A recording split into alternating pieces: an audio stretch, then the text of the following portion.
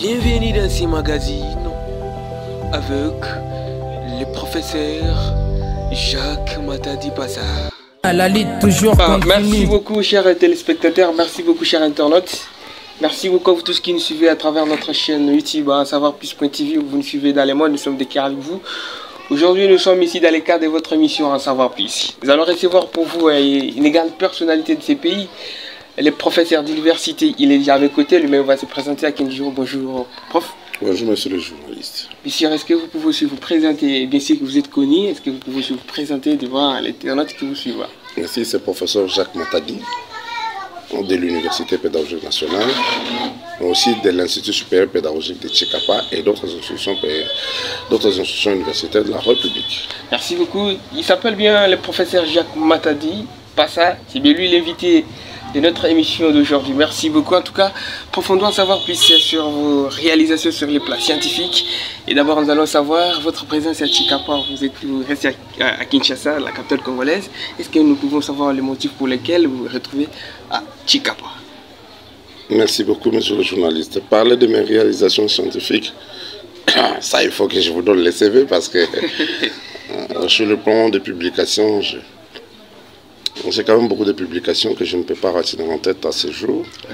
Parce que comme assistant, chef de travaux, aujourd'hui professeur, dans quelques jours peut-être l'arrêté sera signé. Comme professeur ordinaire, En tout cas, retenir les publications c'est difficile. Mais nous avons écrit dans plusieurs revues, nous avons beaucoup d'ouvrages.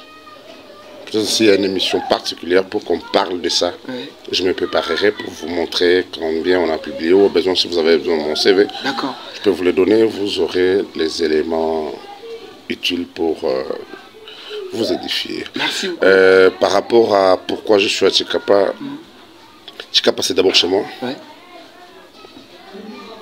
Je viens à Tchikapa quand je veux. Mais cette fois-ci, je suis venu à Tchikapa parce qu'il y a un souci.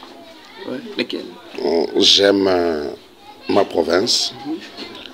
En principe, on devait avoir une université pour former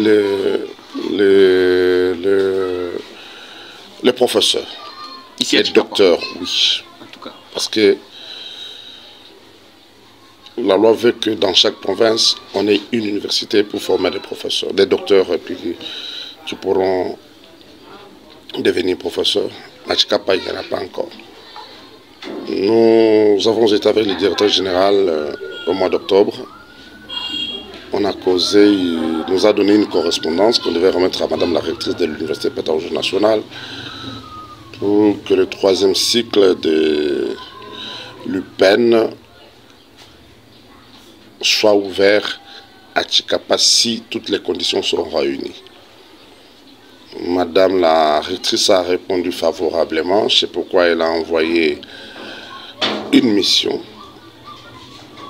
que nous avons accompagnée sur le terrain pour qu'on facilite la tâche aux chercheurs de la province du Kasaï via l'ISP Tchikapa à finaliser leurs projets de recherche, à présenter leur mémoire de DEA et à soutenir leur thèse de doctorat. Alors, cette démarche peut prendre combien de temps, monsieur le professeur? Le temps que ça a pris est déjà passé. Maintenant, c'est la concrétisation. Nous sommes à la phase d'inscription. Nous avons déjà des candidats qui prennent leur inscription. C'est tout. Alors, monsieur le professeur, qu'est-ce que vous pouvez aussi rassurer à toute la population? Parce que c'est une nouvelle. Et avoir une université ici dans la province du Kasaï, vous nous rassurez quoi? Donc cette université doit répondre également aux normes scientifiques comme d'autres universités. Non, je ne suis pas venu avec une université. Votre émission est bilingue? Oui. Vous pouvez taper moi lingala oui. Pour français, mon makasi. D'accord. Na lobby bouille. Ouais. Batunyon sotozo formé dans 3e cycle, bakozwa ba diplôme, il y a une institution awati. Ils ont le diplôme de l'UPN. C'est-à-dire que les gens que nous allons former au 3e cycle ici, si par exemple un apprenant du 3e cycle de l'UPN extension Tchikapa se retrouve à l'UPN, et qui trouve qu'il y a un séminaire qui est animé à l'UPEN. Il se présente à l'UPEN, il suit ce séminaire, on lui donne le point à partir de l'UPEN. Ok, ça comprend. Donc, oui. Oui, et ici à Chikapa, à part l'ISP Chikapa, que vous avez conclu les partenariats, ou bien il y a encore d'autres institutions que vous avez conclues? Dans un premier temps, c'est l'ISP. Il y a quelqu'un qui m'a posé la question pourquoi seulement l'ISP. Je lui ai dit que moi j'ai étudié à l'ISP. Vous avez étudié à l'ISP? J'ai fait mon graduat à l'ISP, j'étais même président des étudiants à l'ISP. Et vous étiez directeur général de l'ISP? Pas seulement directeur général, j'étais d'abord secrétaire général académique, puis directeur général de l'ISP. Donc, les autres institutions pourront passer à l'ISP, pas seulement parce que j'ai étudié à l'ISP, mais c'est la première institution de la province du Kasaï. La première institution universitaire de la province du Kasaï, c'est l'ISP Chikapa que vous voyez. Donc, c'est normal que les autres suivent. Il y a les autres qui disent que l'ISC est là, il y a également ISTERM, pourquoi ne pas les faire avec ces... Je reprends que toutes les autres institutions, ce sont les institutions qui sont venues après. Voilà. C'est la première raison. Oui, mais toutes les autres institutions, je reprends, sont venues après. Dans cette province, la première institution universitaire, voilà, c'est l'ISP Chikapa. L'ISP Chikapa a aujourd'hui 40 ans. Okay. C'est normal de l'honorer. Mais le partenariat avec l'Université pédagogique nationale, facilement on peut comprendre, Institut supérieur pédagogique, Université pédagogique nationale. C'est voilà. Facile, hein? Merci, prof. Un peu aussi un rappel, hein, parce qu'il y a les autres qui vous suivent. Vous êtes professeur. Dans quel domaine, quand même, ça sera aussi très important et que personne n'est sans ignorer de votre domaine. Je suis docteur en sciences, spécialiste en géographie, sciences de l'environnement, orientation environnement. Donc je suis environnementaliste et même comme je suis venu là, je suis porteur d'un projet,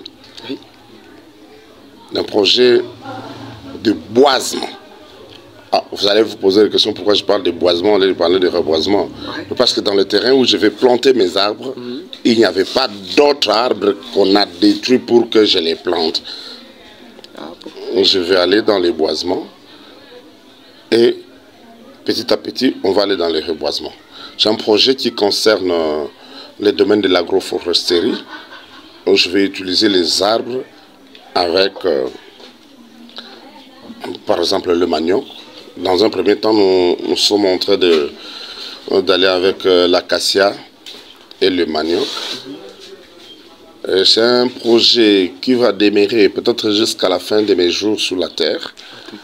Un projet pour contribuer à la lutte contre le réchauffement climatique, mais aussi, à un moment donné, ce projet va contribuer à l'approvisionnement de la ville de Chikapa en combustible ligneux. C'est-à-dire qu'après un temps, nous allons planter des arbres. Nous commençons déjà la plantation des arbres à croissance rapide.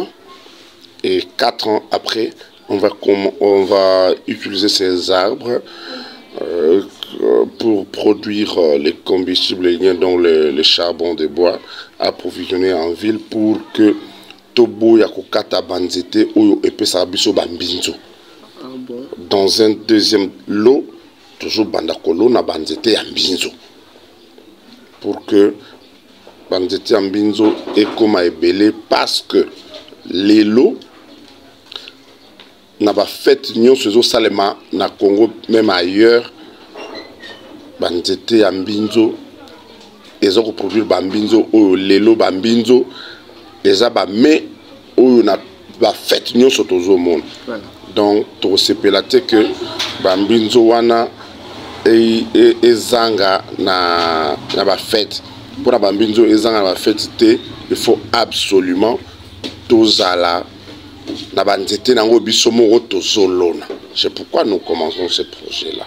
Donc nous voulons pérenniser culture yabashini au réseau na Kasai et plus